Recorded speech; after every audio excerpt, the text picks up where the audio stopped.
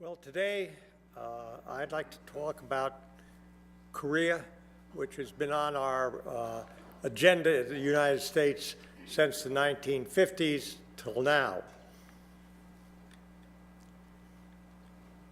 This will be a two-part presentation. The first hour will look at the longest war, very, very brief history of Korea, the situation prior to the start of hostilities, the war itself, and then finally the armistice that put in place a ceasefire. In session two, we'll look at the post-armistice tensions, the earlier nuclear program by North Korea, the current Kim Jong-un era, and we'll look at Korea today, the nuclear-armed Korea that we face, and what might lie ahead for us. Korea has been a tar baby, which we haven't been able to let go of through 13 presidents. From Truman to Trump, presidents have been confronted with certain aspects of dealing with Korea. Very brief history. There's been settlements on the peninsula from around 8000 BCE. There became three separate countries. It was called the Three Kingdoms era, starting at about 60 BCE, going on to 676 BCE, at which time those dynasties united into one single dynasty. And Korea was a very highly developed society by the 15th century. They had a movable type printing press available and other activities that we associate mostly with Western Europe. However, they resisted any Western influence, and it wasn't until the late 1800s that there was any attempt to have trading relationships with the West. However, by that time, Japan had become the dominant player in Korean politics, and in 1910, they formally annexed Korea, similar to what happened with France and Algeria, or with Saddam Hussein and Kuwait. They actually just said it was one of their provinces. They had a very repressive regime. You probably remember reading stories about comfort women that were Korean females that were put into a sex slave for the Imperial Japanese Army. They actually captured and brought to Japan tens of thousands of Koreans as laborers. So there was a very tense relationship between the Koreans and the Japanese. At the end of the war, after the fall of Europe and Germany, the Russians entered the war, and there was a decision to split Korea at the 38th parallel to North Korea and South Korea. A little bit about Korea. It's not a big place. That's one of the things you need to understand when we talk about the war there. 680 miles from the closest tip of the Asian mainland to the southern tip. Width at the DMZ, the shortest, is 120 miles across. Actually, DMZ kind of wanders, and it's about 150 miles. And just as a side note, it is the most intact wildlife area in Asia, because no one gets to go there. If they do, they step on a landmine or something. So it's one of those areas safe for animals, but not people. The border along the North Korean Chinese area is over 880 miles, and right up in the right-hand tip, there's about less than 20 miles that's a border with Russia. And in size, it's kind of like North Korea's Mississippi and South Korea, Indiana. Well, how did this all start? Well, as I said, at the end of World War II, Russia and U.S. made an agreement to split the peninsula along the 38th parallel. The U.S. occupied the south and the Russians the north. By 48, the Democratic People's Republic of Korea, which is North Korea, was formed, and the Republic of Korea, which is South Korea, was formed. And those names still persist today as the names of those countries.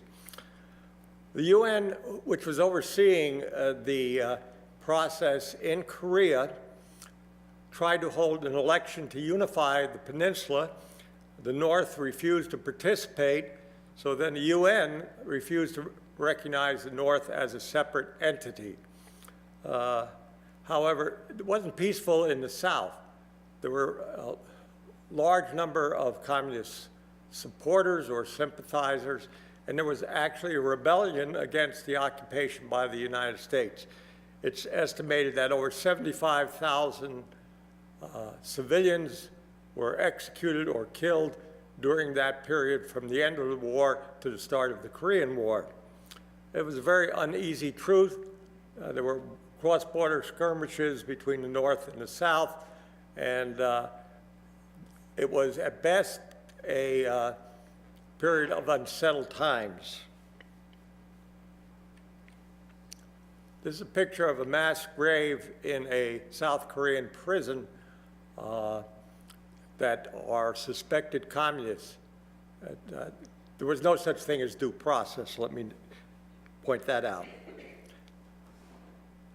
Well, by 1949, Syngman Rhee, who had been elected president under a UN referendum, although he really served as a strong man, he pressed for invading the North and unifying it by force. The U.S. was not interested in another ground campaign in Asia, and we had a minimum presence on the ground with about 500 advisors to the Republic of Korean Army.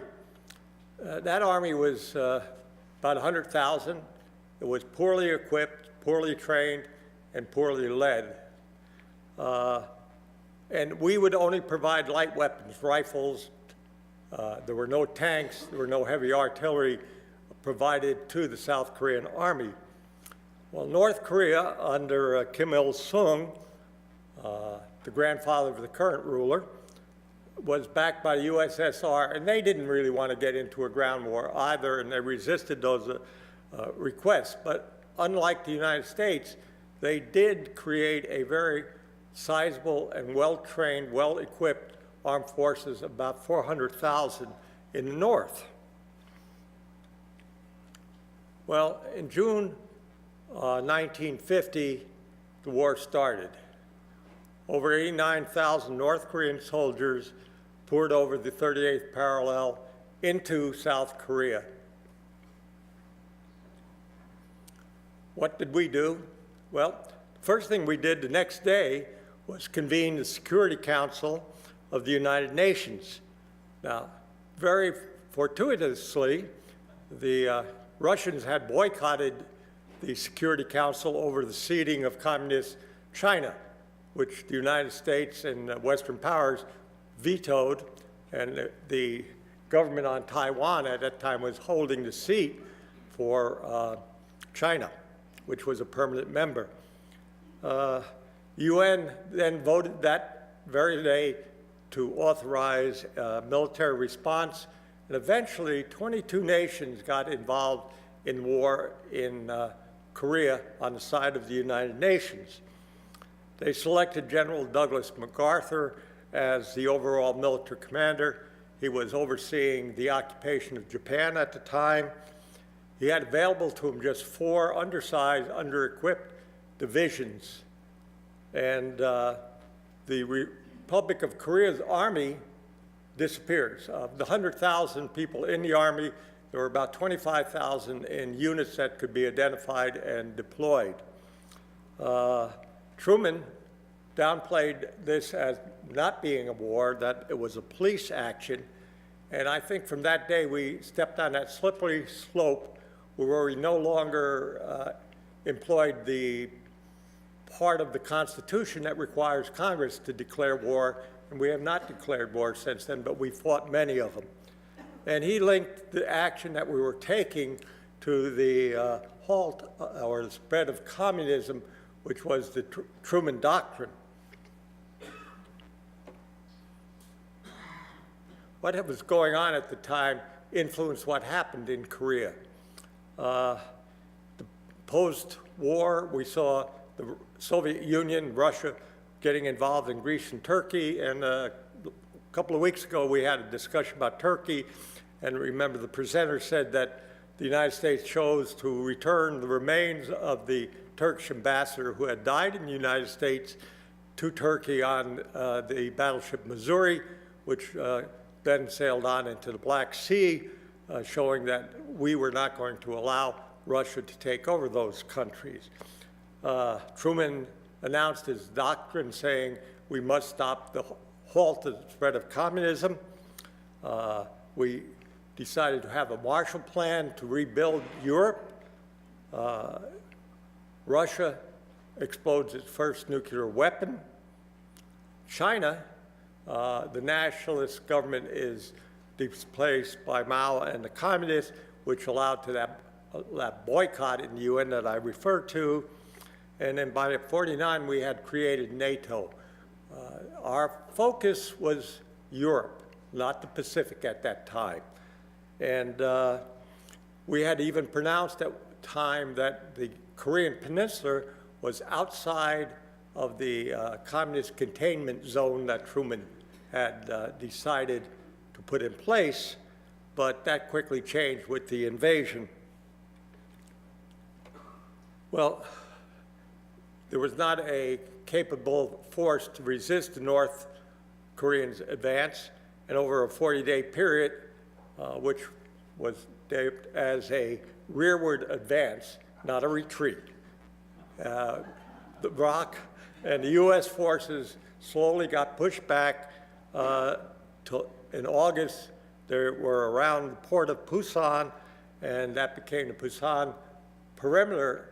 And at that point, there was some question whether they could hold on and even maintain a foothold on the Korean Peninsula.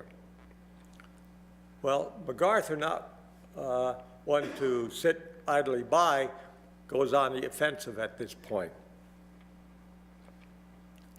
In September, we launched an amphibious attack on Incheon, which is just south of Seoul on the west coast. He was advised by most of his staff that was ill-advised, that the tides were way too high and dangerous, that we would never have a successful landing there.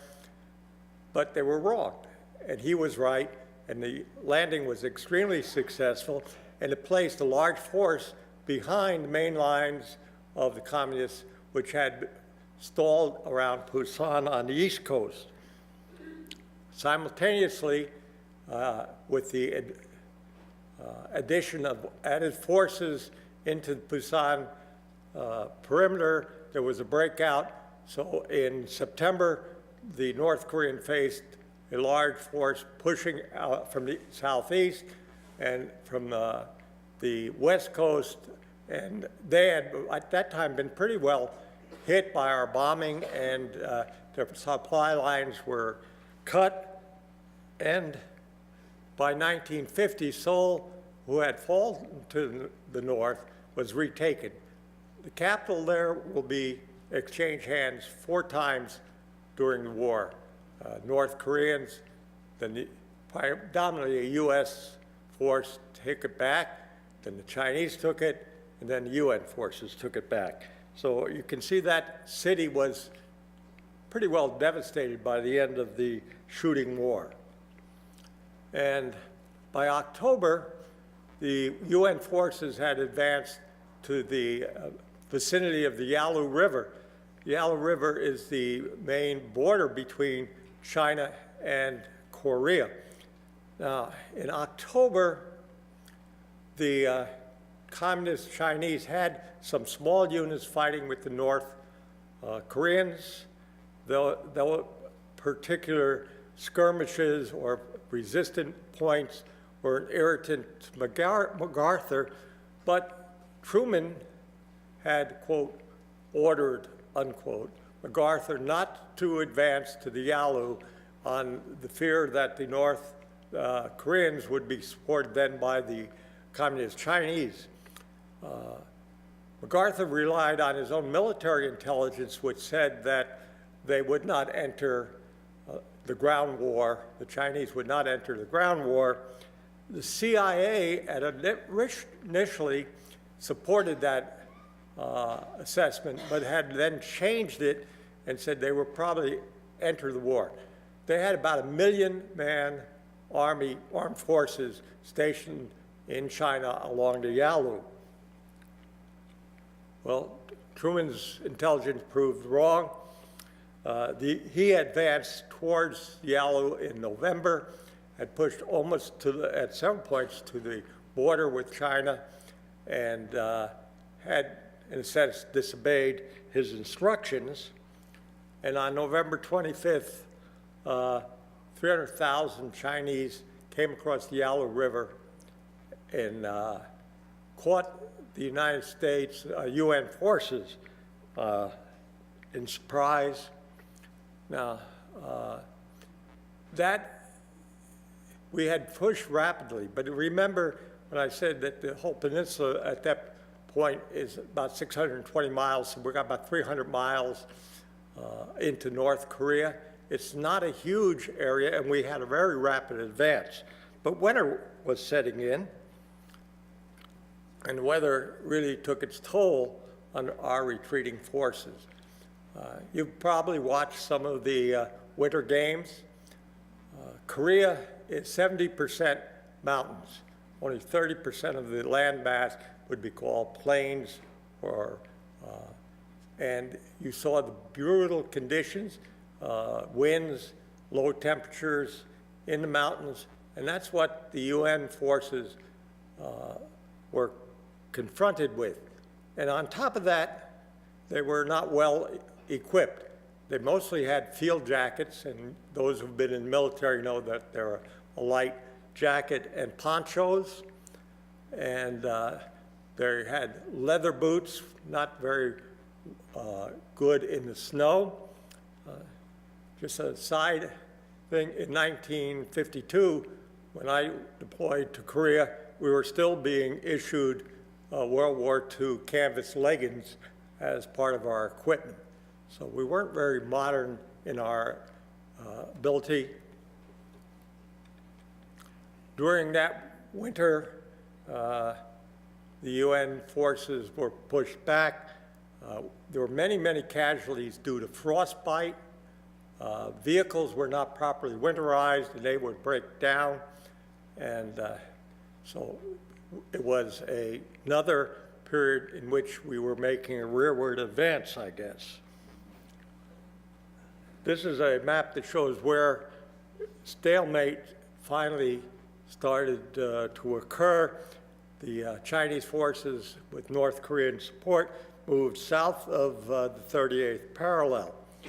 The two arrows showing into the ocean heading south was our ability to extract large units out of the North Korean area by ship, and we were very successful in not only bringing out the troops, but their material, and they were able to be brought back to the southern part and redeployed. Well, amongst all of this, in April, MacArthur is relieved of his command of the UN forces.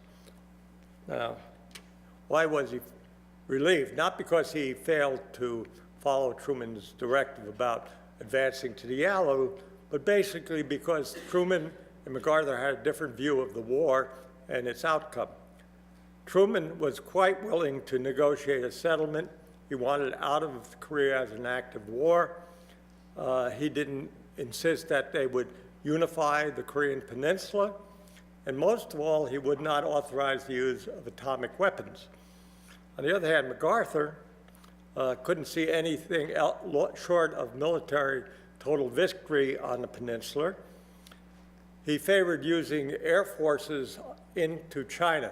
He claims that he never intended to have ground forces enter mainland China. I'm not sure if that's true or not, but that's his contention.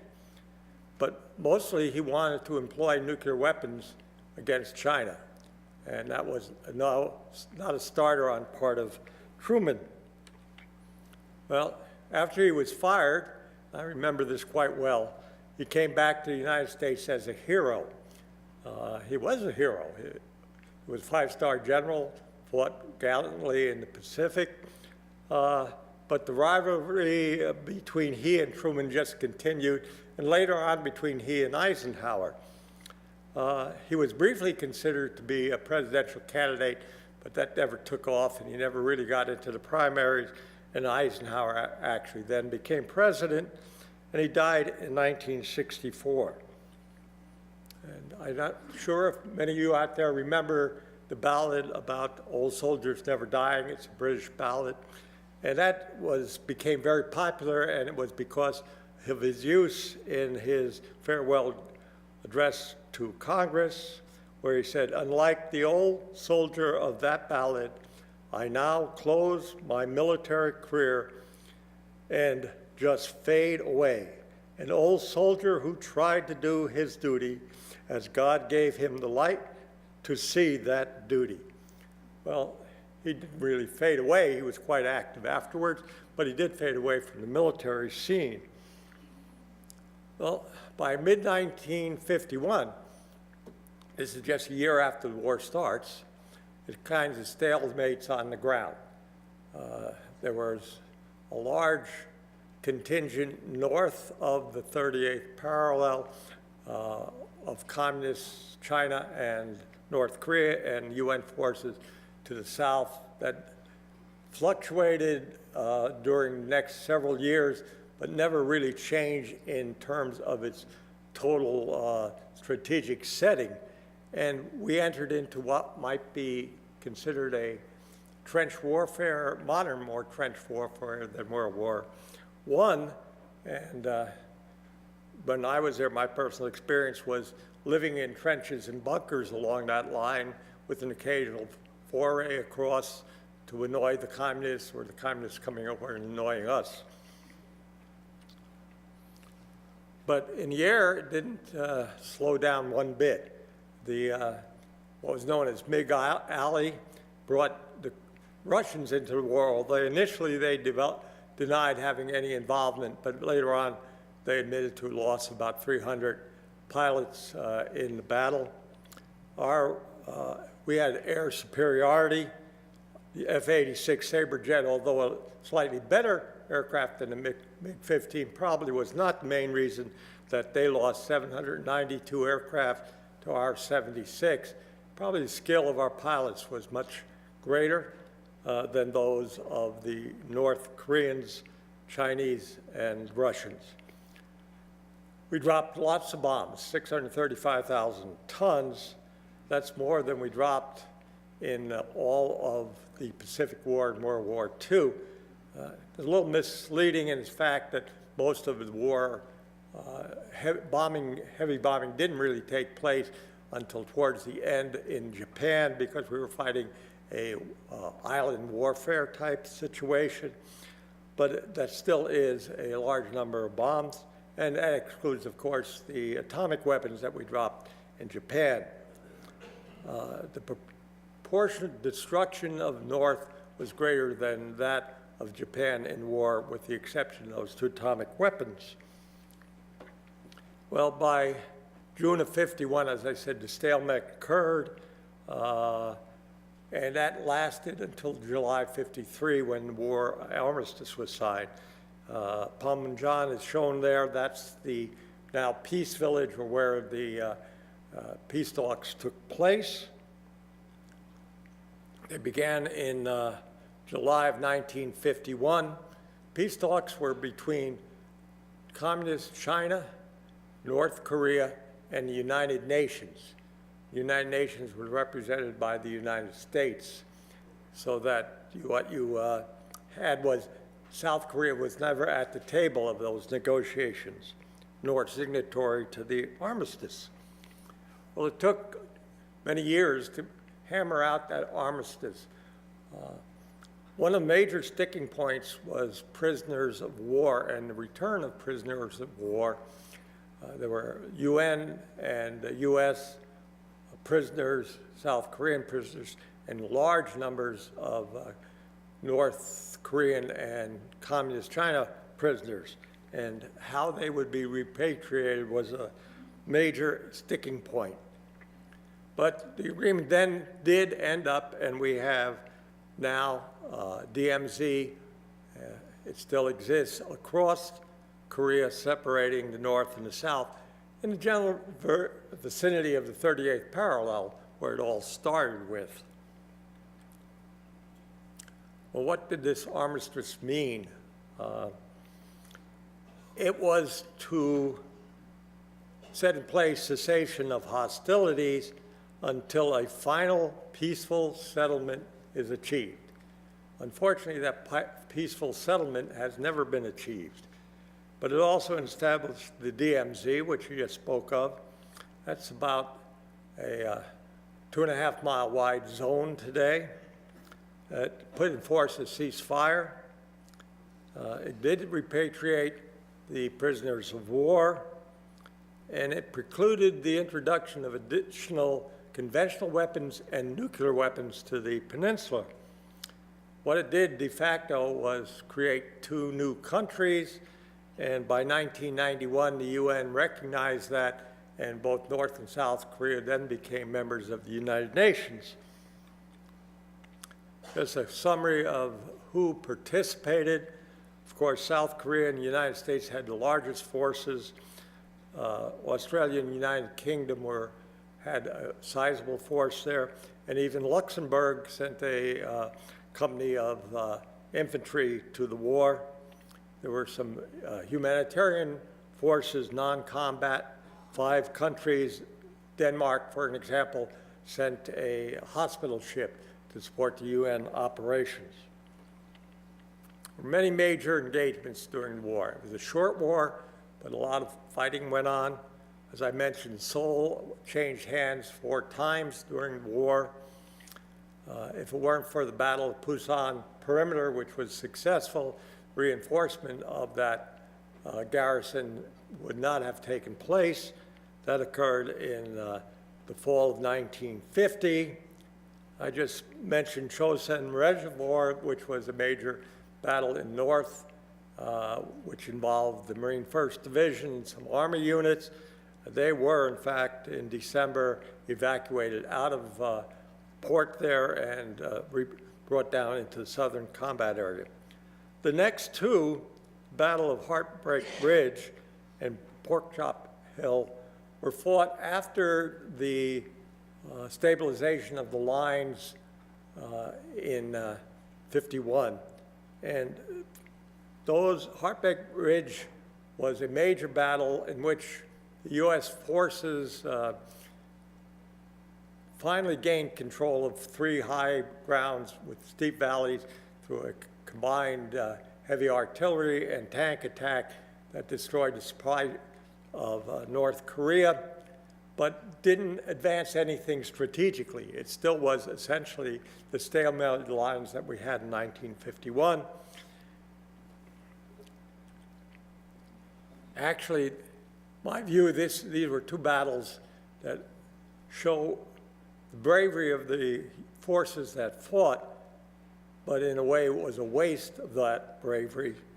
Over 3,700 American and French casualties, and over 25,000 North Korean and Chinese casualties over a piece of land that made no difference in the final outcome of the war. Porkchop Hill, less casualties, but still sizable.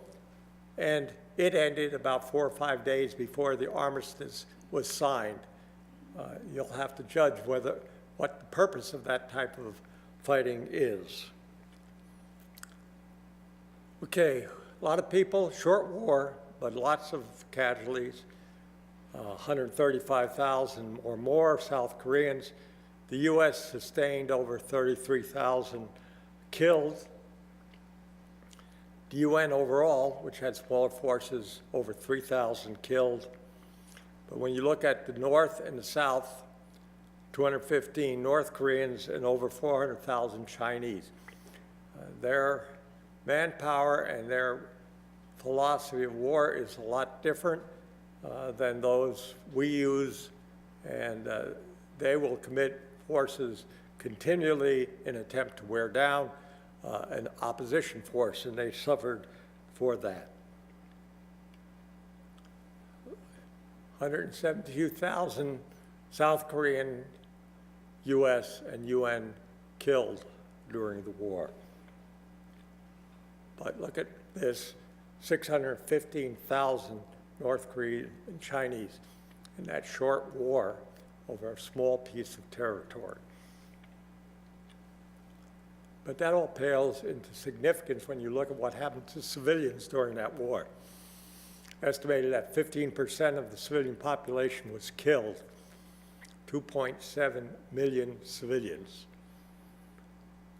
Death factors, or the war moved into the south, all the way taking most of the southern peninsula, all the way back up to Yalu, back below the DMZ.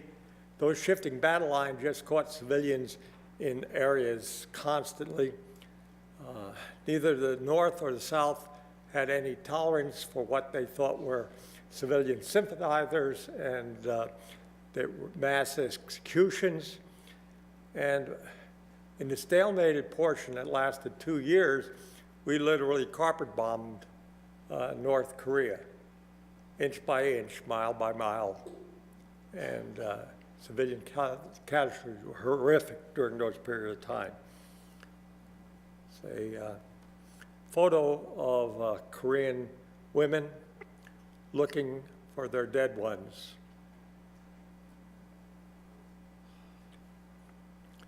That's the end of my first part of this presentation, and we have some time for questions and then a break.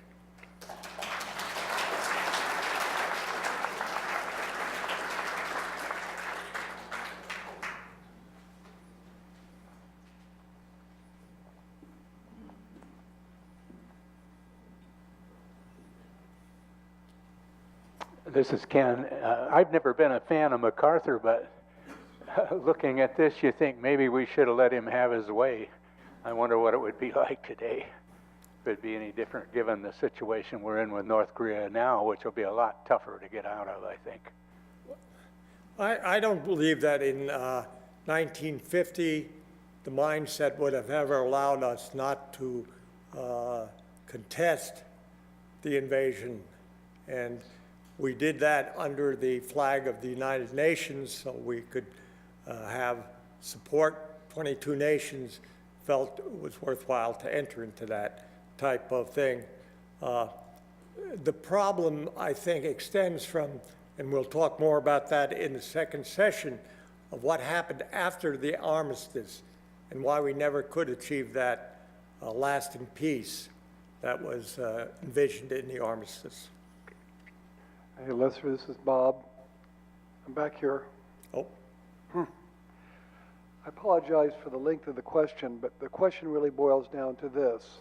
Could this war be viewed as a civil war and as a war of national liberation? Now, the reason I ask that question is this. Kim Il-sung was a guerrilla fighter who opposed the Japanese for a long time in a guerrilla war against the Japanese occupiers. So he was viewed by many Koreans as a national hero. The South became the refuge of a lot of Japanese collaborators. They went south. And when Syngman Rhee came in, he was brought in by the Americans. In effect, they view him as a puppet of American foreign policy. The division of Korea itself was not something the Koreans themselves decided upon. It was decided upon two State Department officials, one of whom was the future Secretary of State, Dean Rusk. They picked the 38th parallel not on any basis of Korean history or Korean policy, but on what they thought was a defensible line defensible by the United States.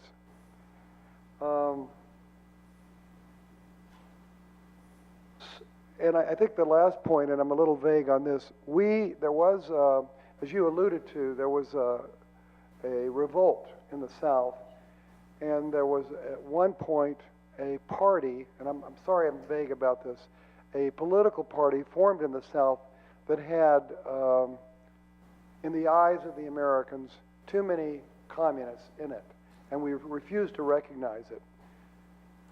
And then ultimately we accepted in 1948 the state of South Korea, even though the original agreement with the Soviet Union was that there would be a united state of Korea within 5 years. So looking at it from the point of the North, don't they see the division of Korea as something that was imposed by foreign powers and that the United States harbored? In fact, I left out one important fact.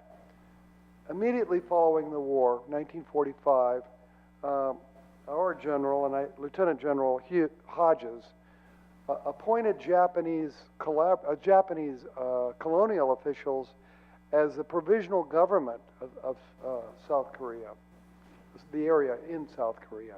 So from the point of view of the North, the United States was not a liberator at all, but rather a reactionary force, and what they wanted was a united country. You said at the start that the question would be, could you see that as a war of unification or national liberation? And yes, I think we can look at a couple of other places that were divided kind of arbitrarily. North Vietnam and South Vietnam, their reunification occurred by force of arms. East and West Germany was due to the collapse of the East German Soviet Union economy.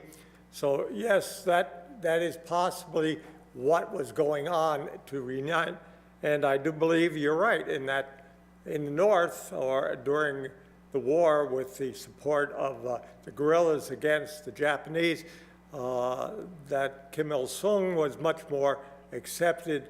Syngman Rhee was elected, quote unquote, by a UN referendum that was held in the South, but he was not truly a democratic view. And those things that you cite, I'm sure from the North's viewpoint, to this day, at least their leadership, is that the U.S. was an occupying force that they're trying to liberate the South from. We'll talk a little bit about the probability of that in the second session. Yes. This is Charlene. I want to just add a sidebar to all of this. At the same time that this was going on, two Oregonians who were missionaries, Harry and Bertha Holt, were seeing the devastation of the war, and they bought some land just south of the DMZ. And the reason that was so close to the DMZ was that no one wanted to live near that border. And so they formed an agency for adoption of children, and it was an orphanage. And then through the years, the United States citizens were the most likely to adopt these children. And Milt and I adopted a child in 1978 from them. And during that time, Korea insisted that if you were adopting a child, you needed to stay there for 2 weeks.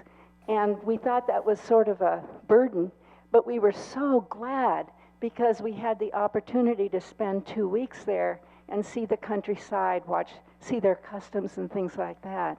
And so then Harry and Bertha Holt then came back to Cresswell near Eugene. And then they started this huge adoption agency that placed children all over the world.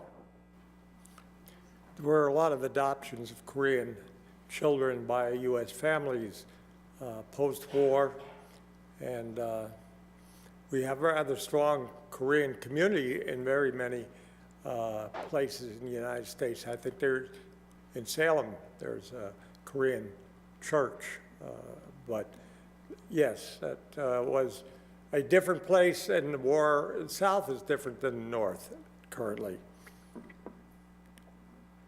This is Yep. Roger. And I'd like to know a little more about what, if anything, immediately preceded the war, was given as reasons or excuses for the war, and why we didn't see it coming, or perhaps we did see it coming, and at the CIA level, and it was ignored by the president and his advisors. Can you illuminate that area a little bit? At the end of World War II, it was very evident that we were not going to be at peace or would have a conflict with the Russians.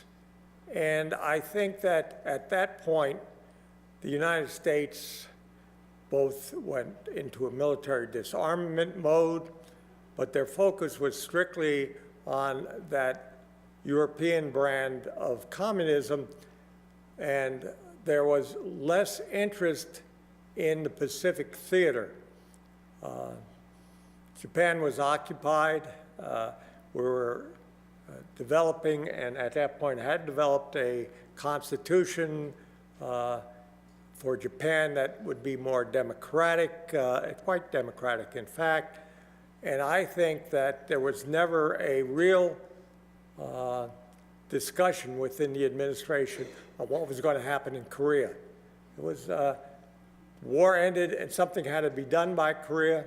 That was pointed out by Bob, that a couple of people in the State Department and in Russia decided to divide it along the 38th parallel, which was a convenient place, had no reason to be there otherwise.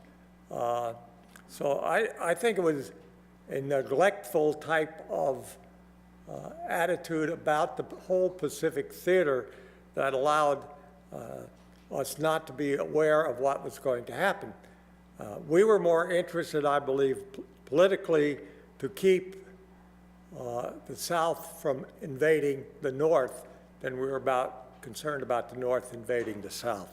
But that's just a personal opinion. Hi, this is Solveig. About 10 years ago, I was on sabbatical, and I was teaching in China, way up in the northeast, near Mongolia. But those of us who were from various countries were taken to, I'm pretty sure it was Incheon. I don't know if that's a divided city now, but we spent the weekend there, and we were taken on quite a long boat ride on the Yalu River, looking across the water at North Korea. And the boat was highly populated by South Korean people who hoped to get some kind of glimpse of relatives who might have known, I don't know how they thought. They just wanted to see if it's possible to see. Anyway, what we were told was that we can take all the pictures we wanted, and we waved at North Korean people standing in fields across the way, but that if we stuck our arm over the rail, it would be shot off.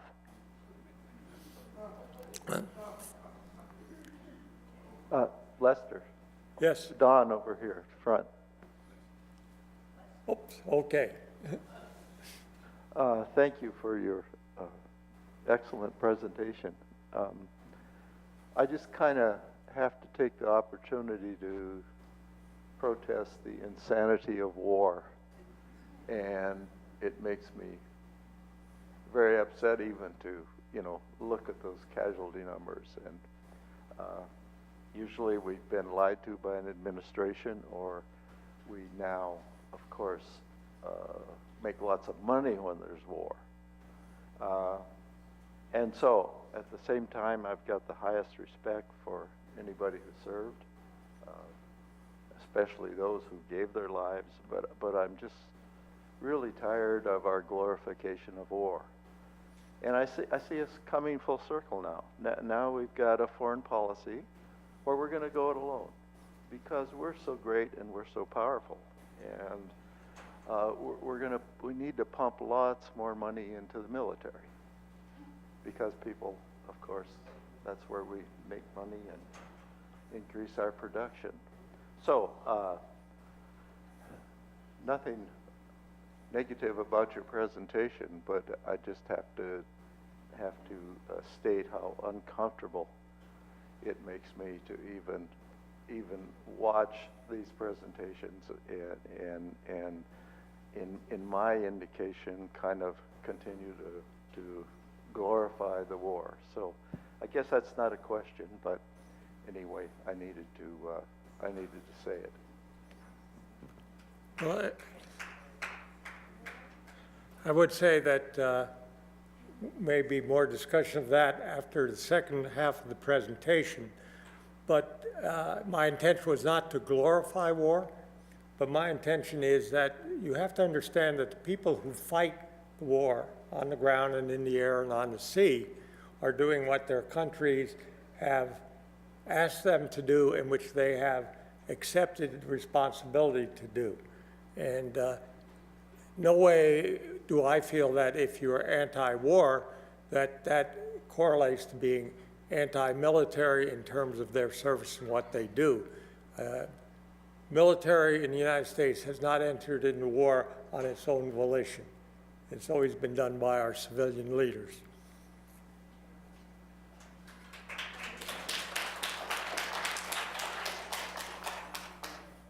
Yes.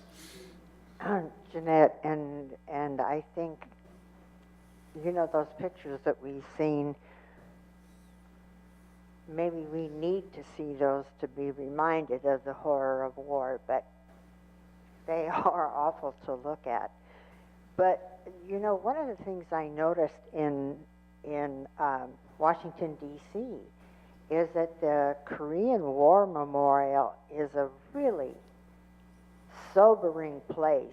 I mean, if you look at the expressions on those men lined up in that display, and there's a lot of them, and the expressions are all different, but it is one of sorrow and tragedy. And that's not always the way war is depicted. I mean, you know, a lot of times it's a soldier on a horse being victorious, but I think that Korean War stands out as just showing the pain of the war, and your presentation this morning explains that well. I do have a question, though. I'm fascinated now with North and South Korea doing something together at the Olympics. And I don't know if we're going to talk about that or about how it makes us feel or what, but that really intrigues me because there seems to be a lot of questions about it, but there seems to be a lot of excitement about it too. Well, we'll get more into what relationships between the South and Korea may and may not be in the second half, but I would second your thing. If you've not been there to the Korean War Memorial in Washington, D.C., it's extremely moving. It's a different kind of memorial that you'll see.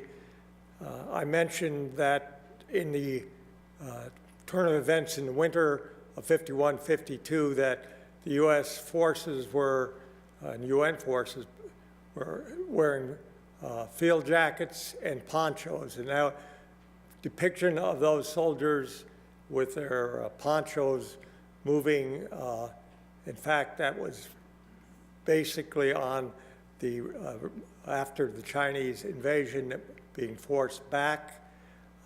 And if you go there in the wintertime and see them covered with snow, it's extremely moving, and it tells you what the price of war is on the people that are actually fighting it. Lester, this is David. Yeah, David? Right. I've been to Korea several times, and I know it's really cold there in the winter because the weather comes out of Central Asia. And so if you're not strongly dressed for it, you're in trouble. But one of the things that impressed me about Korea is that the people are very ambitious, they work hard, and they produce a lot of the stuff that we stopped producing in this country. because every time we went in there, the crew would go ashore and buy shoes and all sorts of clothing and stuff, which was much cheaper. Same stuff we were buying over here, but it was much cheaper there. And I really don't have too much to say about the war, except the reason we came to mostly a satisfactory conclusion in Korea and not in Vietnam is that in Korea, both sides were controlled by the United States Navy. In Vietnam, the Navy only had access to one side of the country. I made that point in a class at Portland State once, and the professor was a little surprised. I don't have a response. I believe that's true. The reason we were able to evacuate large portions of forces caught after the Chinese crossed the Yalu was because we controlled the seas. We were able to go and bring people out, and in a sense, there was no Chinese or North Korean Navy to oppose us. Are we? One more, I guess. This is Ken. Yeah. Not a question, just a comment. The reason the Russians were there at all is late in World War II, when it became obvious that Germany was going to fall, we started asking and pressuring the Russians to help us with what we thought would be a terribly bloody conquest of Japan, which it undoubtedly would have. And when Truman found out that we had an A-bomb and that it worked, he stopped pressuring the Russians and kind of hoped they wouldn't come. And of course, as soon as we dropped the A-bomb, they came roaring down to get what they could, which was probably part of the deciding factor of the Japanese surrendering. And it's kind of interesting because think about what would happen if we hadn't dropped the bomb. As some people say we shouldn't have, we'd have probably ended up with a Northland South Japan, because once the Russian soldiers were in the nation of Japan, they wouldn't have gone home.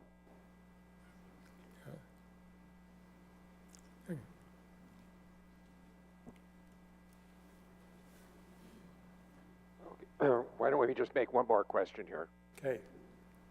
Okay, this is Irene, and going along with what Charlene says, what happens during these foreign wars is you get a bunch of children that are born to women, and they're not, they're half and half, half one culture and half the other. And but in Korea or a culture like that, these children were not accepted nor given citizenship. That was the reason that Bertha Holt and her husband did their orphanage. They were to adopt Amerasian children.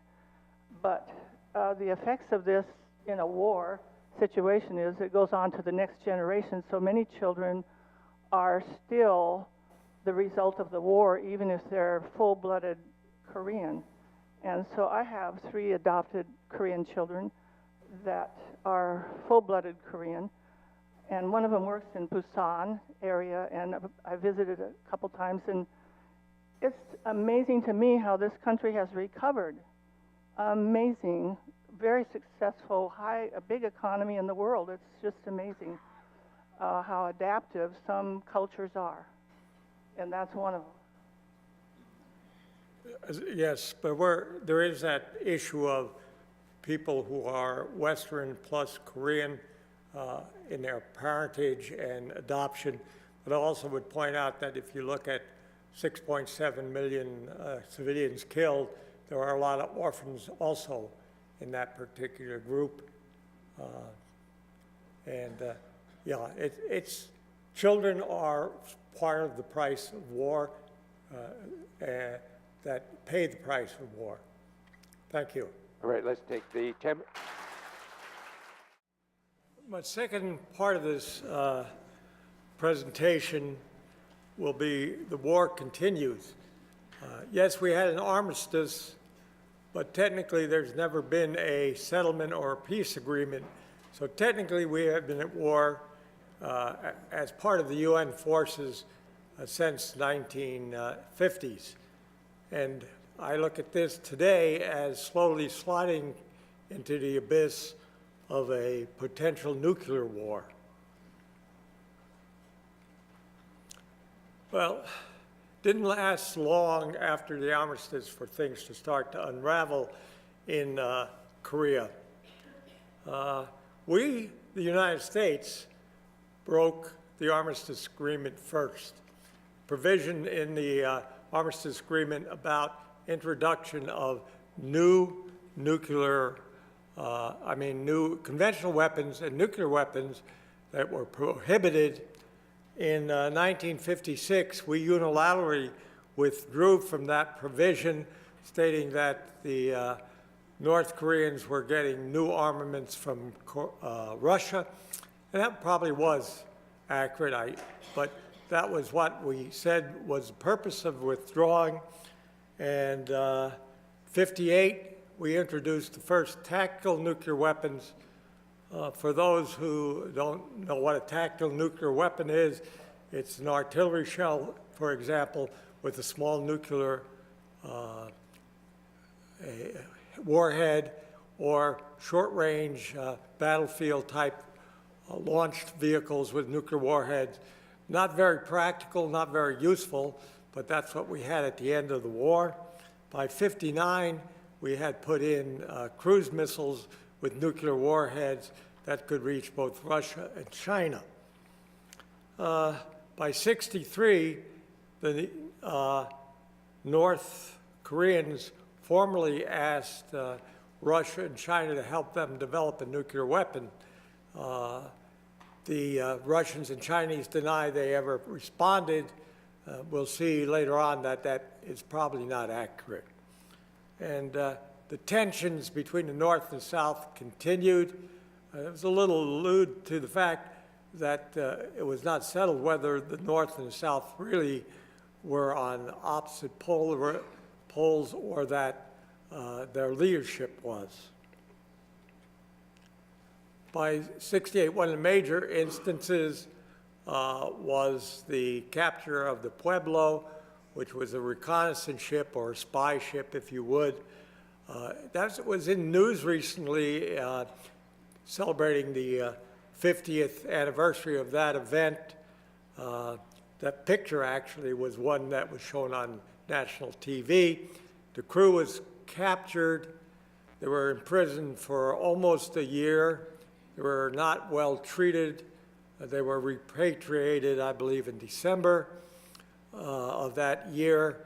The ship itself still is in North Korea and serves as a monument to the prowess of the North Koreans in defeating the Americans.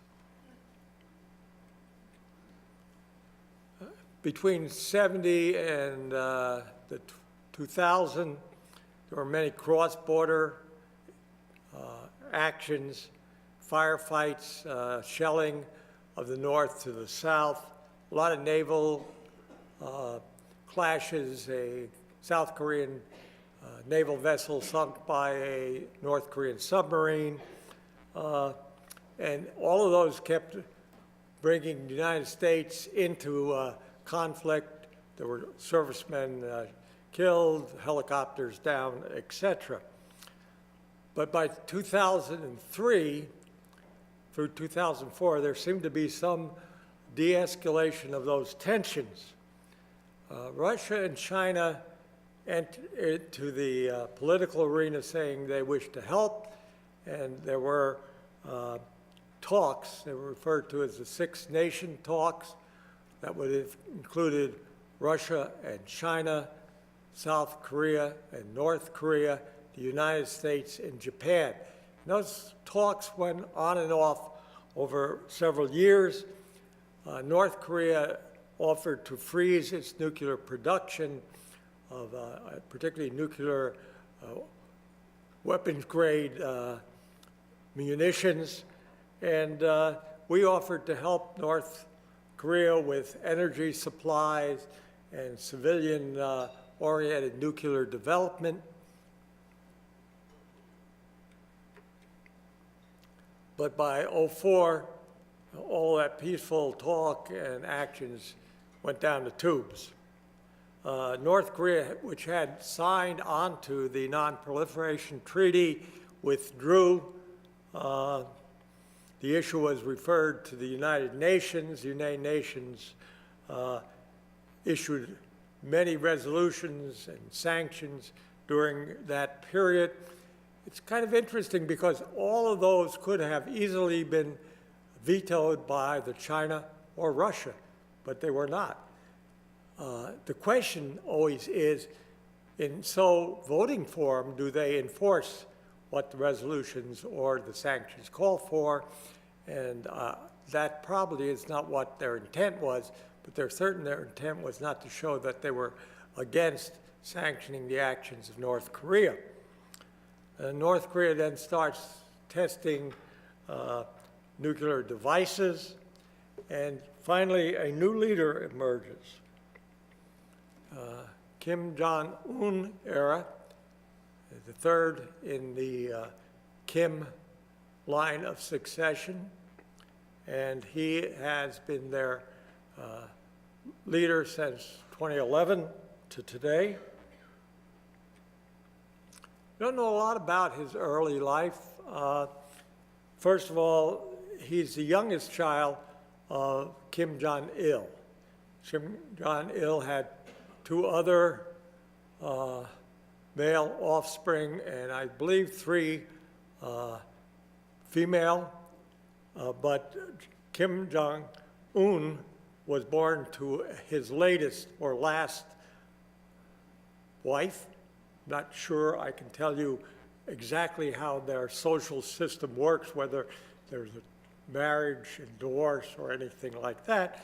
But anyway, she was the last and apparently the favorite, and she pushed very hard for him to recognize Kim Jong-un.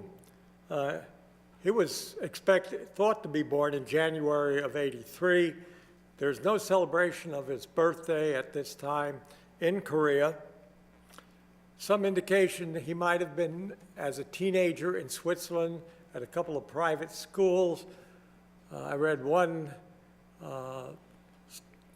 discussion of that from his minder, who happened to be the person that was overseeing him, and it was his personal chef, who claimed that they were in Switzerland, but that may be taken with a grain of salt. There isn't evidence that there was a Korean attending private schools during that period. We know he did attend the Korean University and the military academy. His major was physics. He's not uneducated, and he's not unintelligent. 2010, prior to his death, Kim Jong-il designated him to be the future leader over his two older brothers. In 2011, after the death of Kim Jong-il, he assumes power, and he quickly takes on all of the titles of power in Korea. Head of the army, head of the People's Party, which is their communist party, and he becomes their dear leader. And one of his first acts is to execute an uncle who he thinks plotting against him. Last year, you may remember, in Malaysia, one of his older brothers was assassinated in a kind of an interesting plot where some women were paid to take part in a joke and throw water on passengers at the airport, except it wasn't water in the case of Kim Jong-un's brother. And so he has established himself both with a lot of power. And as we know now, with the emergence of his sister at the Summer Games, the three females on that part remained there. The third brother is floating around the world. He surfaces every once in a while as a rock concert or something. Not sure what his role is. There was an official dynasty established. Whoops. Sorry about that. Keep your fingers off the keyboard when you're talking.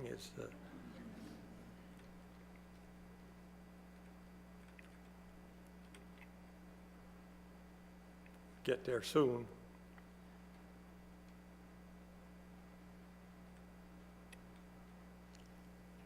In 2013, the People's Party declared that the revolution and the party must be carried on eternally by the bloodline of the Kim family. In Korea, Kim is their last name, and that appears first, not like ours where it appears last. And so we had 13 presidents, they've had 3 leaders. The Korean crisis erupts in 2013. They have a successful test of a potential weapon-sized nuclear device. The UN sanctions Korea. Korea withdraws from the armistice and threatens final destruction of South Korea. It declares formally they're in a state of war against the South, and they start an increased number of rocket launches, and they threaten nuclear attack on the United States. 2014, at the beginning of 2014, we seem to swing back towards some easing of tensions. The South and North enter into some discussions. They form a joint industrial complex, which is workers are in that complex from both the South and North. They release an Australian that they're holding prisoner, and Japan, which has not, ever since the end of the war and their occupation, had rather strained relations with Korea, start releasing some of the embargoes that they have against the North. And but by 2014, they are sanctioned by the UN by unspeakable atrocities against their people. In the late 1990s, there was a huge famine that killed tens of thousands of North Koreans, stunted their growth. Just an aside, today, a male at 18 years of age is drafted into the military to serve 10 years. And the minimum height for a recruit today is 4 feet 6 inches, the result of the starvation of the population. There are more Americans arrested. They have been arrested over a period of time. North says they can strike the U.S. with a hydrogen bomb, and we deploy a THAAD battery to the south. THAAD battery is a battery anti-ballistic, anti-missile, mid-range missile defense system, and that's now operational in South Korea. Just as a side, U.S. prisoners, 16 Americans have been arrested since 1996. 13 have been released, and 3 remain prisoners. Longest that were held is over 2 years. Most recent was the Otto Warmbier, if you will recall that, in January of 2016. He was arrested for stealing a poster off a wall, sentenced to hard labor. He was released in 2017, extremely ill, and he died 6 days after his release. The exact reasons for his death and how he contracted the diseases that he had are not unclear, but obviously he was mistreated by the North. And 3 Americans remain in prison, but they are all of Korean descent, and North Korea refuses to recognize their citizenship in the United States. So as far as they're concerned, they're holding Koreans in prison. Okay.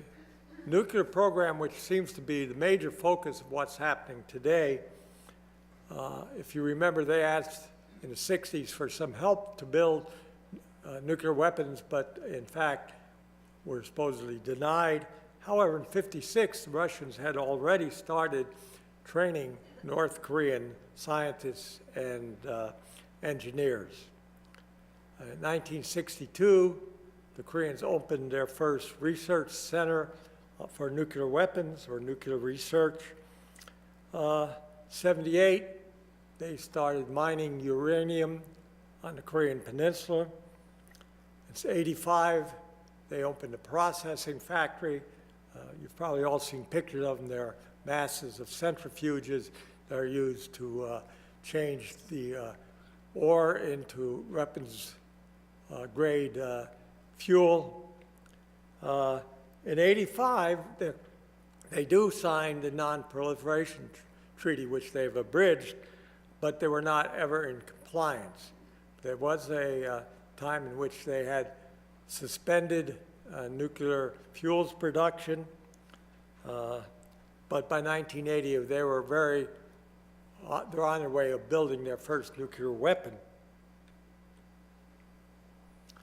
A shift to a diplomatic track. In '91, we withdrew our nuclear weapons off the Korean Peninsula. Now, these were short range to medium range nuclear weapons. But by '98, the first ICBM long-range missile is tested by North Korea. And by '02, the shutdown of the nuclear production facilities was reversed, and they start generating nuclear-grade materials, weapon-grade materials. Kind of a summary of what has gone on. In '09, they conducted 2 tests. One was unsuccessful. There were underground tests.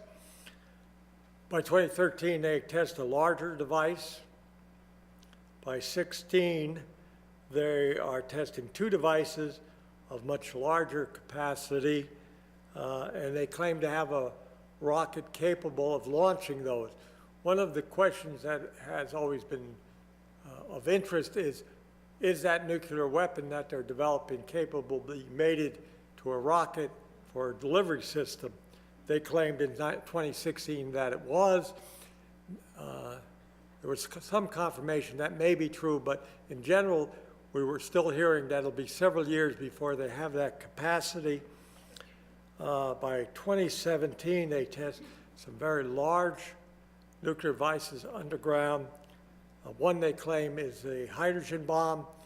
We can't confirm that, but it's not outside the realm of possibility that they do possess a hydrogen bomb capacity. So that brings them to the forefront of having operational weapons.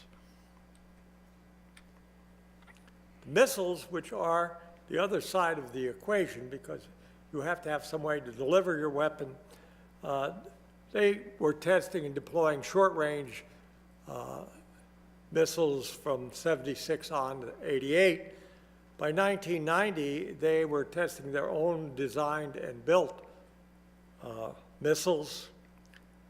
'98, the first ballistic or long-range capacity missile is launched.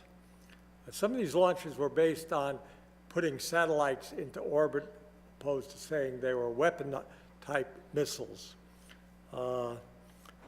By '05, there was a moratorium in a period of time to '04, but in '05, they start resuming testing of their missiles. It accelerates, and by 2017, there are 22, I believe it was, missiles tested. There were many early failures, but all of a sudden, there are not failures. These are operational missiles. We determine their range, obviously, by the height which they reach before reentry. They're not obviously sending them long range across the Pacific to the United States. But that mathematics then gives you how long they might, where they might impact. Two of those launches were over the Japanese peninsula. Most of other launches all have been over water, and that kind of excited the Japanese, as you might think. Here's kind of a short depiction from where the short-range missiles, until finally now they have a range of more than 8,000 miles, can hit any part of the United States.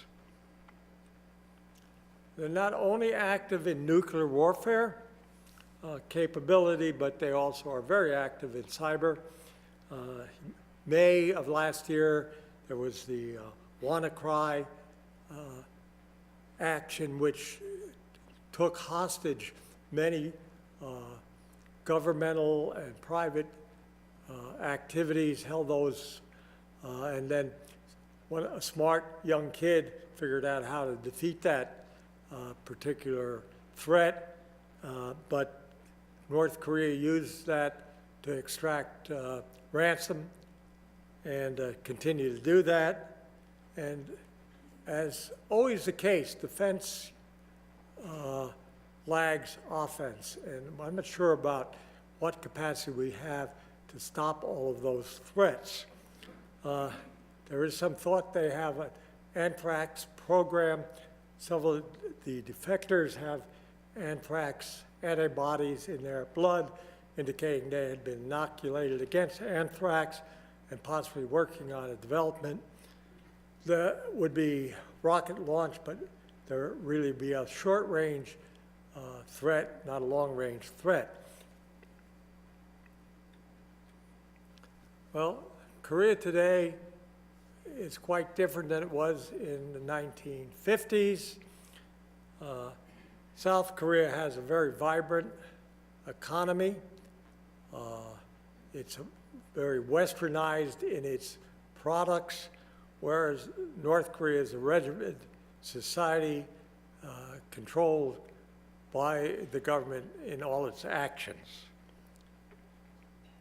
Take a quick look at how they fit together. About double the population in the South. If you look at gross national product per capita or per capita income, the North is far more wealthy in terms of its population and its economy. The growth rate is kind of deceiving. If you're far enough down on the economic ladder, any increase is a larger percentage increase of your national gross product. Main thing I look at is the imports, exports. The sanctions against North Korea have been very effective in limiting their imports and exports. Imports are 90% from China, and the exports are primarily natural materials, mine resources, and some limited export of military weapons. Well, we got a new president in 2016 and a new administration, and we have supposedly a new approach to Korea. It's the end of strategic patience. And I assume that means that we're not going to sit around and wait for the North Koreans to agree to anything, but we'll be more aggressive. We have encouraged UN and China sanctions. We've been quite successful in the UN, less so in China. Military show of force has really stepped up. On Trump's recent Asia visit, we stationed 3 naval carrier groups off the coast of Korea. Carrier group is a nuclear-based aircraft carrier with 12, 13 other ships in support. We have 10 such carrier groups. The rest of the world has 7. So there's no question we have superior military capacity. There are more sanctions imposed these sanctions now are not only direct sanctions against Korean companies or entities, but secondary sanctions against companies or entities in other countries that do business with the Koreans. And probably the centerpiece of our strategy seems to be confusing rhetoric, threats, and name-calling. If you think that's a strategy, we certainly are engaging in it. I think these are like kids on a playground, you know. My daddy's bigger than your daddy, except this time it's my bomb is bigger than your bomb. And we've been all exposed to these threats, anything from the pure and frankly power that no one else has ever seen by Donald, and then Kim Un saying that they're going to hit us with a preemptive nuclear strike. He compares Trump to a frightened barking dog, and then Trump responds that he's a maniac with nuclear weapons, and then the deranged dotard remark, that's an old befuddled person, and then favorite Rocket Man or Little Rocket Man, and the threat that he's not going to be there very much longer. Quite diplomatic in their tone. What's happening since Kim Jong-un's ascension to power? First of all, Japan is moving to the right. Minister Abe has been successful in getting loosening of the Constitution to allow the Japanese self-defense forces to be used in an offensive role under certain circumstances. He, in his recent re-election, listed two major threats faced by Japan in the future. One is their aging population. They have the highest capacity per person population over 100 years of age of any nation in the world. But his second threat was that nuclear capacity of North Korea. We continue to threaten with various military options, and North Korea just steps up its ballistic missile testing and bomb development. We have more and more sanctions coming out of the UN, and have no idea whether we have any diplomatic approach. Secretary of State says we're in back channel discussion with North Korea, and President Trump says, no, we're not. Tillerson says we want to have a diplomatic dialogue, and Trump says, oh, you'd be wasting your time. I think at this point in time, the State Department and Tillerson have been marginalized, and whatever he says probably doesn't count for much. In New Year's message here, just a little over a month ago, Un says his famous thing about having a button on his desk that can launch missiles to reach the United States. He also said in that thing he would not use his nuclear capacity unless faced with aggression. He set his goals for 2018 for the mass producing of nuclear weapons and missiles, but he also said military tensions on the peninsula should be lowered. And then he wished the South Koreans well for the Winter Games, which South Koreans quickly picked up, and as you know, there's been negotiations. Now they are competing under a unified Korean flag, have a unified women's hockey team, and there have been some reapproachments over sports. Our response, of course, was, I too have a nuclear button, but mine is much bigger and more powerful one than his, and my button works. We don't have to worry about it too much because there is no button. first thing you have to understand, there is no button. There is a protocol in which someone carries what is known as, quote, the football, military officer with the president all the time, and under the Atomic Energy Act of 1946, the President of the United States has the sole authority to release and employ a nuclear weapon. So it's true that he has that authority, but there's much more of a process than pushing a button.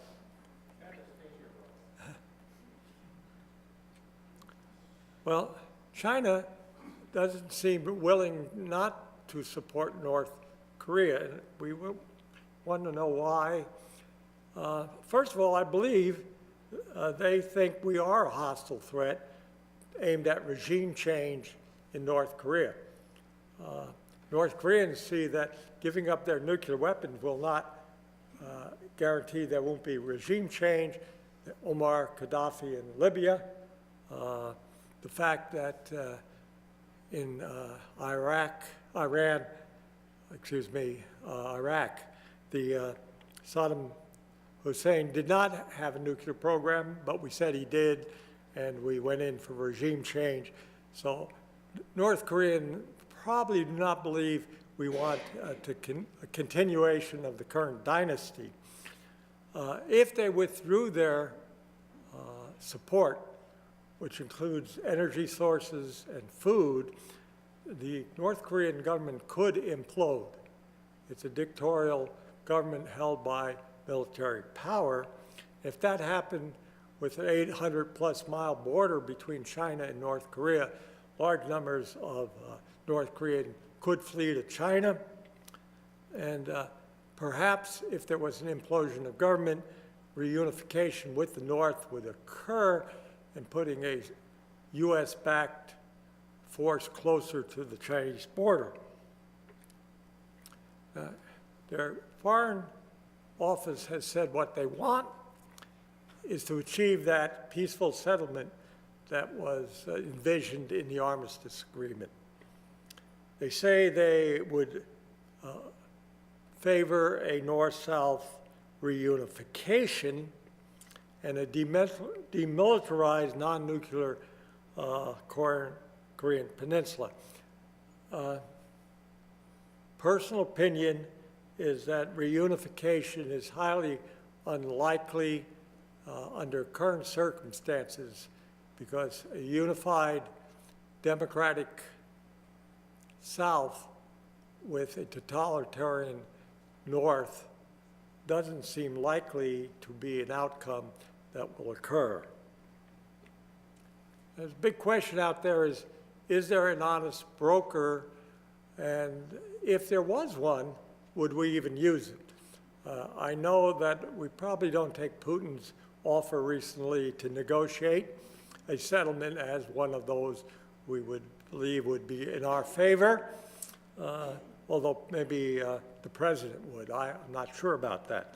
Anyway, there is one Western European consulate in North Korea. It's the Swedes. They got that in there when they sold a bunch of Volvos to the North Korean, for which they never got paid. And so they're over there hoping someday they'll get their money for their Volvos. But they are serve as a point of contact between North Korea and the West. Well, in my view, what could the future hold? Well, I think without a major shift in this current administration or change in administration, our more bombastic and verbal exchanges will continue. I'm not sure we're through with the confusing messages if we want to have talks or not have talks. I think that this administration's intent on increasing the military show of force, I would have to wonder if we truly think that the North Korean military really think that the United States is so weak that they wouldn't be totally annihilated if they started a war. They're well aware of our military capacity. We will probably continue to introduce more defensive and offensive weapons, and possibly even nuclear weapons, into the south. Although that's unlikely, we have nuclear weapons sitting on Guam, which is, with our current force, easily in range of striking North Korea. What can happen militarily? Well, we've had and could probably continue to have limited military exchange.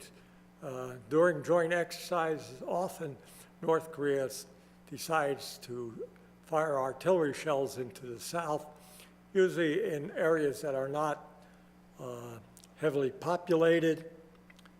I think an inadvertent military clash is highly likely. The more times you fly aircraft close to an enemy,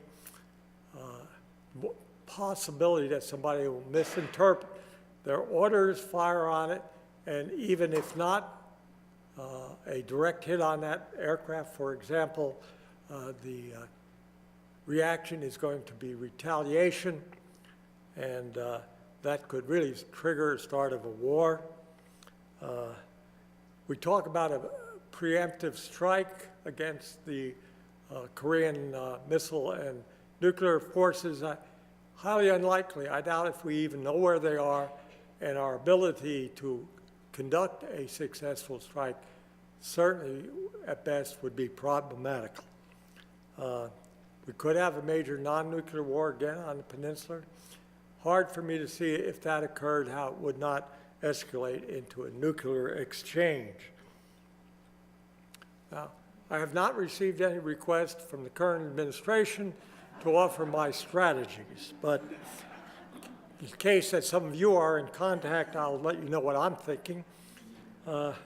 First thing you're going to have to do is accept that the democratic people of Korea is a nuclear power. It's not in development. It actually has those weapons and has a delivery system. And we ought to tone down and stop this threatening rhetoric.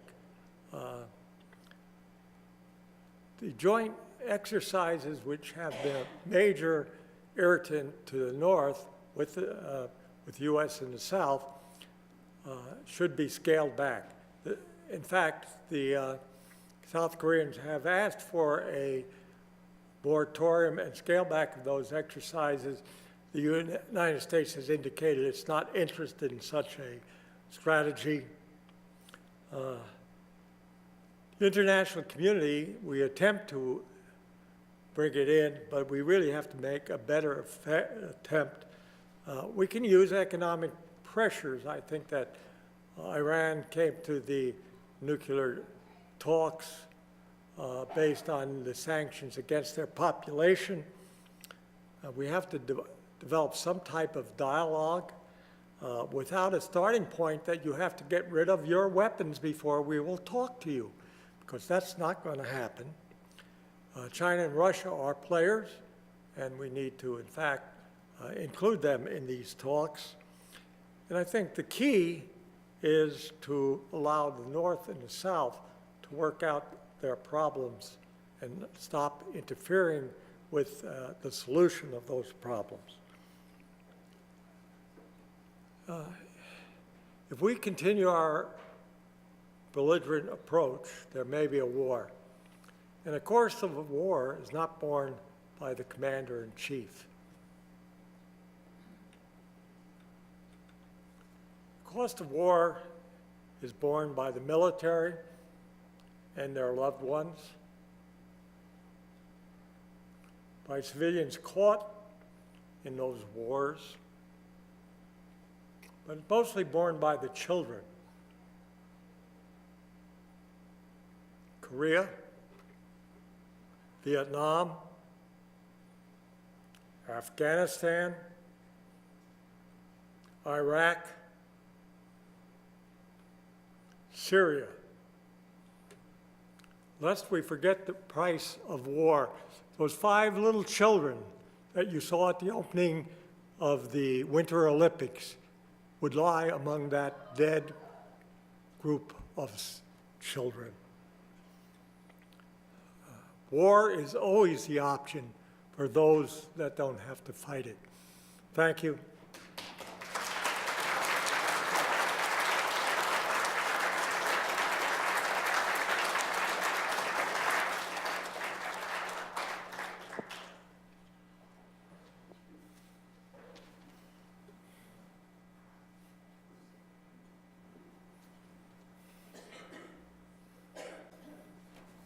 Lester, this is Carolyn.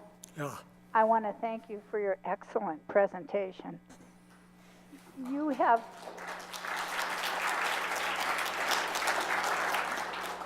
brought us all up to date with history that maybe some have forgotten or were not aware of as they were growing up. I want to defend your pictures. I think they make you think what war is really about. Like you say, those at the top don't go and fight, but the military and the families of the military are the ones that have to live with these, if they are alive when they come home, the memories that are not nice. I'm sorry I'm breaking up, but I think war is ugly. And when you have people that are not being responsible, we have to remember the military is keeping us safe. And I think if we saw more pictures like this on our news and we're aware of what's going on, we might be a little more less active in going back to war. Thank you.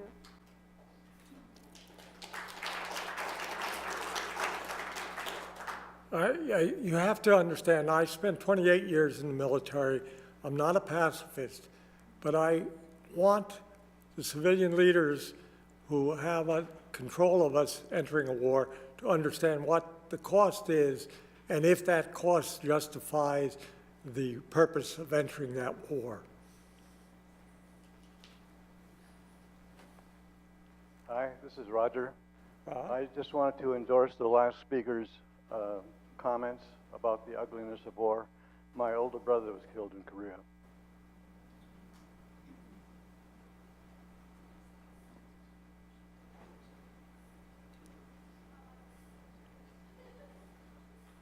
Thank you. This has been a wonderful morning. This is Chinks. I have a question about the development and distribution of war material. If an administration sends troops, with or without the concurrence of Congress, into a situation, then obviously things ramp up at the factories to produce the bombs, the tanks, the whatevers. But at some point when we are not fully engaged in some kind of a conflict, what's happening to all those factories, and are they not still producing stuff? Who is producing them, and where does it go? And if there is some kind of a negotiated peace settlement, whatever, can those factories, those people involved in development of things, stuff that kill people, allowed to continue doing that and selling without being involved in whatever negotiations might be happening among governments? I don't really get all of that. Sorry, my ear don't work very well nowadays. Could you repeat that? I lost. Well, I'm sorry. Stuff that is made to kill people during a conflict that our government buys. What happens when we are not, as a government, buying from those factories? What happens to that, all that stuff? Is it being sold to somebody else? And how do we control it? Well, armaments, if you're talking about what do we do with all the stuff we have, what we're doing with it, it decays over time, and then, for example, all of our atomic weapons, our missiles, bombs, etc., have to be regraded, upgraded. When they're decommissioned, they have to be stored. Much of the Russian materials were sold to other countries. So when we're not using them to fight a war, we either buy new ones and take the old ones and put them out. For example, aircraft at David Monthan, they're miles and miles of aircraft sitting out there that have been decommissioned from the military. What the military-industrial complex, which we were warned against favoring by Eisenhower, is alive and well, and is a major part of our economy. Lester, Paul here. Yeah. Back here in the back. Now that Kim Jong-un has his missiles and he has his nuclear weapons, do you think, what's your opinion on his position now that he is a bigger threat than they used to be, that he's got what he wanted? Do you think that would lead him to negotiate more now than just building more missiles? Well, I think that there's an interest on the part of North Korea to improve their economy. And one of the prices may be some negotiations that doesn't eliminate his nuclear capacity, but puts it under some period of time of non-development and maybe some other factors. I doubt seriously if that regime has any intention of giving up their weapons, because they see that as the reason that they can prevent regime change by an huge advantage in military force that the United States has. But I think they're willing to enter into negotiations that would help their economy and relieve some of the sanctions. That's my guess. I don't know what the truth is, though. Hi, Lester. This is Franca. Franca. My question is about the Cold War with the Soviet Union. We were, nuclear powers, both of us equally, and they believed in the détente, mutually assured destruction. And it took about 50 years to dismantle that regime. So do you think another form of Cold War and just wait them out because they may actually implode based on the things that we know about their society? Do you think that that is something that we should be looking towards rather than conflict? Well, I think that the question of whether the Cold War ever really ended is one that could be debated. Certainly there was a major pause, but I think that the United States' basic foreign policy has, with the pivot towards Asia, has been more in line with containing China, but now more recently in the European actions into Ukraine, we are now again engaged more with Russia. So I think that we remain in a state of war, in a sense. Look, why would we have an administration that wants to increase the defense spending by $200 billion a year over the next 10 years, unless we had a need, in their view, of these weapons? So I think that whether or not we are engaged in that kind of thing, we really do have to look at how we contain nuclear weapons. Remember that Pakistan, a very unstable country, has nuclear weapons. And how do we, in fact, guarantee those nuclear weapons don't fall into the wrong hands through a military coup or something else? It's an issue was happened. They have nuclear weapons. Now, how do we live in a world with a nuclear-armed North Korea? And do we do that by showing that we have more weapons than they do? That doesn't seem to be a productive approach. Lester, I believe that the whole key of the situation is China. And the better we get along with China, the better it's going to be in the Pacific. Because if North Korea can't get along with China, then the Chinese are going to do something, and we won't have to worry about it. I think that China is the key to North Korea, period. And that somehow they have to start seeing it in their best interest, and they may already believe that a more stable peninsula and more stable North Korean government is in their best interest. A lot of our challenges from China are not those military things that I spent most of my time in the military fighting the Cold War, but an economic war for the future. I agree. China is the key. This is Dave here. Come back to our Congress and Senate. There aren't many military people left in there. I think John McCain's becoming one of the last that actually had combat experience. Do you think that if there were more troops, shall we say, in our Congress and Senate, that they may be a little more peace-oriented and a little less military approach to things? Well, I think anytime you enter into a discussion with the North and the rest of the international community, the objective has to be to essentially bring North Korea into the international community, not as an outlier. And